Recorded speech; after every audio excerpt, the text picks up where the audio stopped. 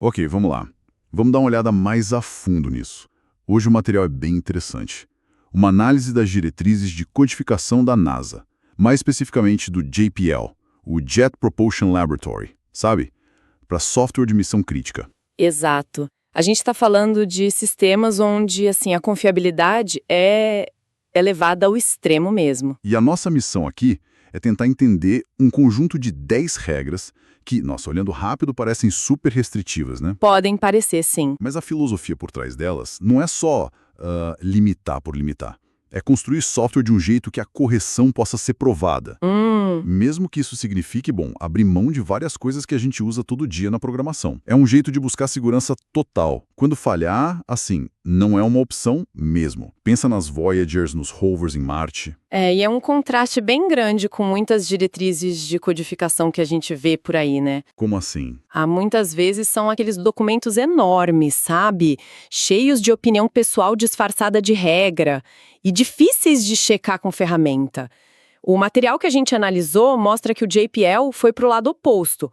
Poucas regras, mas, muito claras, objetivas e o ponto principal, que dê para verificar de forma automática, mecanicamente. Entendi. E a análise também comenta da escolha do C, né? Sim. Não por ser a linguagem mais moderna, mas pelo histórico, pelas ferramentas maduras, analisadores, debuggers, compiladores testados e aprovados. Exato, e já era usado lá no JPL para esse tipo de código crítico. O que leva direto para o centro da questão.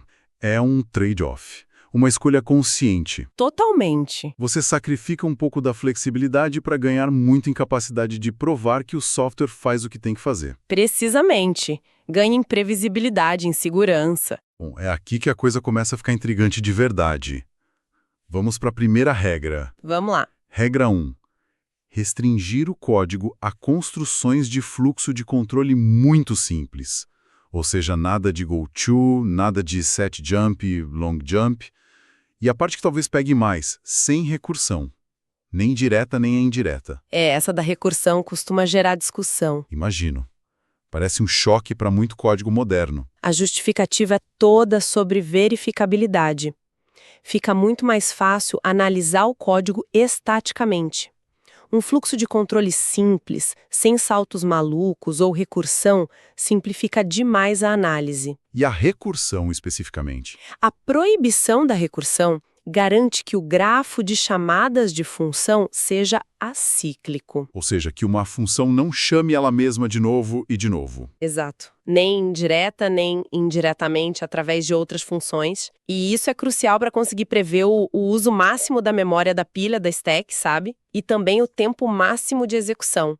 A análise até cita um exemplo interessante de um professor que pedia para implementar árvores AVL, que são complexas, sem usar recursão. É um exercício difícil, mas te força a pensar diferente. Faz sentido. Mas tem um toque pragmático também. A regra não exige necessariamente um único ponto de retorno na função se múltiplos retornos deixarem a lógica mais clara e simples. Entendi. Ok, vamos para a próxima. Regra 2. Mexe com loops. Algo que a gente usa o tempo todo. Todos os loops devem ter um limite superior fixo e tem que ser, e essa parte é importante, trivialmente possível para uma ferramenta provar isso estaticamente. Isso. A ferramenta tem que conseguir olhar para o código e ver o limite sem precisar rodar ou simular muita coisa. Mas e quando a gente percorre, sei lá, uma lista, um array que o tamanho não é fixo na compilação? Como fica? Então, o objetivo aqui é fascinante. É evitar a todo custo o código runaway.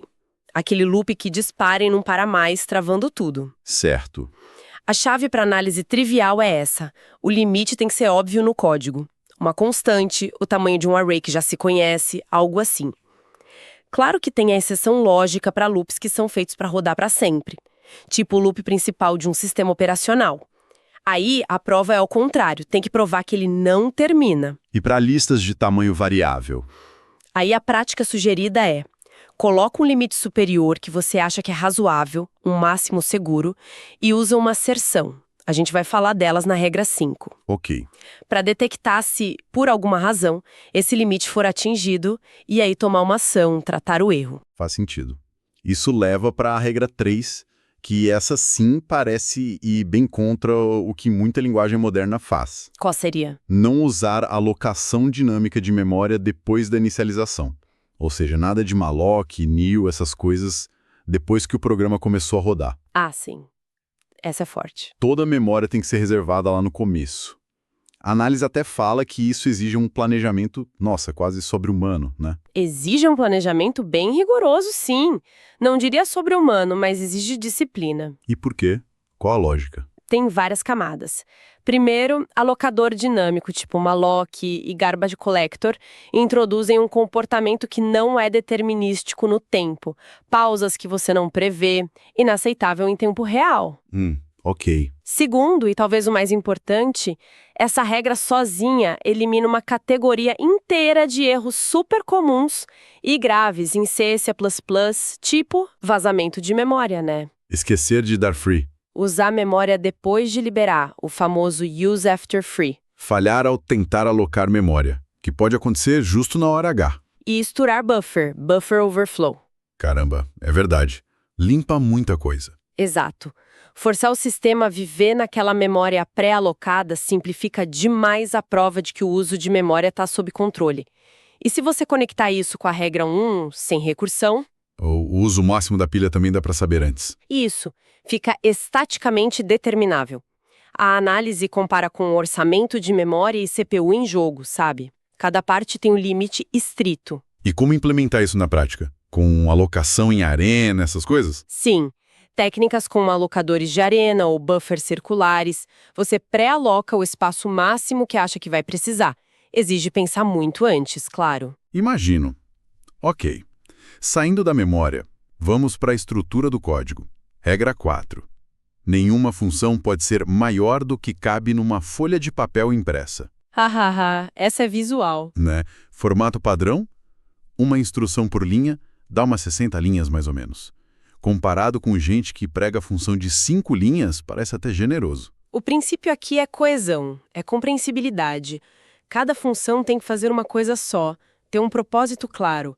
Função muito longa geralmente mistura a responsabilidade, aí fica difícil entender, testar, verificar. Manter a função concisa ajuda na clareza, né? Exato. Concisa, mas não pulverizada a ponto de ninguém entender mais nada. Ajuda na revisão, na análise por ferramenta. Falando em verificação. Regra 5. Essa parece crucial. A densidade de asserções deve ser, em média, no mínimo, 2 por função. Importantíssima essa. E essas asserções são para checar condições que nunca deveriam acontecer se o código está certo. Exatamente. São verificações em tempo de execução de invariantes do seu código. E devem ser só testes booleanos, sem efeito colateral. Se falhar é bug sério, tem que ter uma recuperação segura. E nada de assert true, claro. Claro! O material até cita o Tiger Beetle, um banco de dados como exemplo de uso pesado e eficaz de asserções. Sim, a importância disso é gigante. A análise cita dados da indústria que mostram que teste unitário pega, um bug a cada 10, 100 linhas. As asserções complementam isso. É tipo uma codificação defensiva que continua rodando, verificando. Ótimo para checar pré-condição, pós-condição, validade de parâmetro, invariante de loop. E podem ser desligadas em produção, né? Geralmente sim, para não ter impacto na performance. Embora em sistemas críticos às vezes são mantidas. O macroassert do C costuma incluir arquivo e linha, o que ajuda muito. E dá para adaptar para embarcado, sem printf. Só um teste que dispara uma recuperação. E é diferente de tratamento de erro normal, né? Totalmente diferente. Asserção pega bug, pega violação de algo que não podia acontecer. Tratamento de erro lida com falhas esperadas, parte do fluxo normal. Entendido. Regra 6, essa parece mais básica. Objetos de dados devem ser declarados no menor escopo possível. Esse é um princípio clássico de boa prática. Encapsulamento, minimizar o escopo. Define a variável perto de onde usa. Exato. A lógica é simples. Se a variável não está visível, não está no escopo, não tem como alguém mexer nela por acidente em outro lugar. Facilita achar problema também, né? Muito. Se uma variável está com valor errado, quanto menor o escopo, menos código você tem que olhar para achar onde deu ruim. E evita aquela prática feia de reutilizar a variável para tudo quanto é coisa. Verdade. Chegamos na regra 7, que a análise mesmo diz que é uma das mais quebradas por aí. Qual é? Deixa eu adivinhar. Verificar retorno de função? Exatamente. O valor de retorno de funções não void tem que ser verificado por quem chama. E os parâmetros têm que ser validados dentro da função. Clássico. Ignorar retorno de erro é... Nossa. É um perigo, né? Um perigo enorme. A análise cita exemplos da biblioteca C padrão mesmo. Chamar strln com um ponteiro nulo, usar strcat sem checar o buffer, pode dar crash feio. A regra te força a pensar, ok, essa função pode falhar, o que eu faço? Mas tem uma brecha pragmática, né? Tem. Se a resposta ao erro for exatamente a mesma que a resposta ao sucesso, tipo, se o erro não muda nada na lógica que vem depois, aí você pode ignorar explicitamente. Como? Em C, com cast para void. Em outras linguagens, como Zig, tem aquele igual nome da função. Mas aí a recomendação é deixar um comentário explicando por que não importa. Entendi. A regra geral é verifique, a menos que tenha uma ótima razão documentada para não fazer. Isso. Mudando de assunto. Pré-processador C. Regra 8. Usar com moderação. Ah, o pré-processador. Uma ferramenta poderosa e perigosa. Pode usar o básico. Hashtag include, #define para constante ou macro simples. Mas proíbe o avançado. Concatenar token, macro com argumento variável, ponto, macro recursiva. E um ponto-chave. Macro tem que expandir para uma unidade sintática completa. E compilação condicional, #ifid e companhia, é vista com muita suspeita. Totalmente compreensível. O pré-processador C pode deixar o código ilegível e confunde demais as ferramentas de análise. E a compilação condicional? Essa é um pesadelo para teste. A análise dá um exemplo ótimo. 10 if-defs podem criar 1024 versões diferentes do código para testar. É inviável. Nossa, às vezes não tem jeito, né, para código de hardware específico, por exemplo, mas tem que ser um mínimo do mínimo, muito bem justificado e de um jeito que as ferramentas ainda consigam analisar. Ok, agora uma que mexe com o coração do C. Ponteiros. Regra 9. Uso restrito. Xi. A regra é específica. No máximo, um nível de dereferência. Pode PTR, mas evita PTR. Nada de esconder ponteiro em macro, typedef. E a mais forte, ponteiro de função é proibido. Uau, essa é bem restritiva mesmo. Aí levanta a questão, como fazer callback, tratar interrupção, programação assíncrona sem ponteiro de função? É uma ótima pergunta. Ponteiros já são fonte de muito erro, né? E dificultam a análise estática. Para onde esse ponteiro aponta? Ponteiro para ponteiro, então, piora muito. E ponteiro de função é um desafio especial para análise estática. Pode quebrar a capacidade de montar o grafo de chamadas completo, o que é essencial para provar coisas como a ausência de recursão, lá da regra 1. E se precisar muito? A exigência seria uma justificativa muito forte e talvez usar alternativas para garantir a análise, tipo tabelas estáticas em vez de ponteiros dinâmicos. E sobre assincronismo e interrupções? A abordagem provável num sistema desses não seria callback direto com ponteiro de função, seria usar primitivas do sistema operacional, mutex, semáforo, fila de mensagem e flags em memória compartilhada. Um processo ficaria num looping esperando um sinal, um lock liberar, uma flag mudar, uma mensagem chegar para saber que algo aconteceu, em vez de ter uma função chamada direto por um ponteiro. Entendi a lógica. Meio que desacopla mais, né? Exato. E chegamos na última. Regra 10. Disciplina pura. Qual é a última? Todo código tem que ser compilado desde o primeiro dia, com todos os warnings ligados no nível mais chato, mais pedante, e passar sem nenhum warning. Ah, essa é música para os meus ouvidos. E mais, usar todo dia pelo menos um analisador estático de código moderno e passar nele sem aviso também. A análise acha isso super razoável para projeto novo. E é mesmo. A lógica é simples e direta. Compilador moderno, analisador estático moderno, eles são muito bons em achar problema potencial, ambiguidade, código arriscado. Ignorar o warning é pedir para ter problema, né? É basicamente ignorar um especialista te avisando. A diretriz é clara. Qualquer warning, mesmo que você ache que é falso positivo, tem que tratar. Como? Ou você corrige o bug, ou você reescreve o código de um jeito mais claro, que não confunda a ferramenta. Tem que fazer o warning sumir. Não é tarefa extra, é parte do trabalho. 0 warnings é o mínimo. Então, fechando o ciclo, a impressão geral que a análise passa dessas 10 regras do JPL é um conjunto muito coerente, né?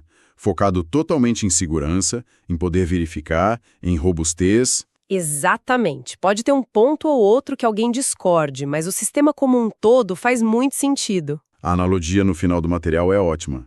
As regras são como cinto de segurança. Pode incomodar no começo, mas rapidinho vira hábito indispensável se a segurança é prioridade máxima. Perfeito. E os benefícios juntos que a análise mostra são grandes. Fluxo de controle claro, analisável, segurança de memória muito maior sem alocação dinâmica e com ponteiro restrito, reforça código limpo, modular, ajuda a garantir que loop termina ou não termina, se for o caso, permite controlar e verificar o uso da pilha. No fundo, tira um peso das costas do desenvolvedor e do testador para provar que o código está certo. Passa parte dessa responsabilidade para o processo e para as ferramentas. Então, o que fica isso? É um caminho para construir software super confiável, aceitando pagar o preço de algumas restrições para ter uma segurança que dá para verificar formalmente. A ideia central é essa disciplina rigorosa. Parece limitante, mas o retorno em confiabilidade é gigante, né? Especialmente nesses casos onde falha é catastrófica, com certeza. E isso deixa a gente com uma reflexão final, talvez indo um pouquinho além do material em si. Qual seria? Até que ponto alguns desses princípios, talvez não todos os 10 de forma tão radical, mas alguns deles poderiam ajudar fora desse nicho super crítico, tipo aeroespacial? No software do dia a dia, você diz. Será que adotar algumas regras, sei lá, limite de tamanho de função, usar mais asserções, tolerância zero para warning de compilador e análise estática, não melhoraria a qualidade geral do software comum? Boa pergunta. Onde que está o equilíbrio entre essa rigidez toda, pensada para segurança máxima, e a flexibilidade e a velocidade que outros projetos precisam? Fiquei a pergunta para cada um pensar, né? Dos seus próprios projetos, nas suas práticas.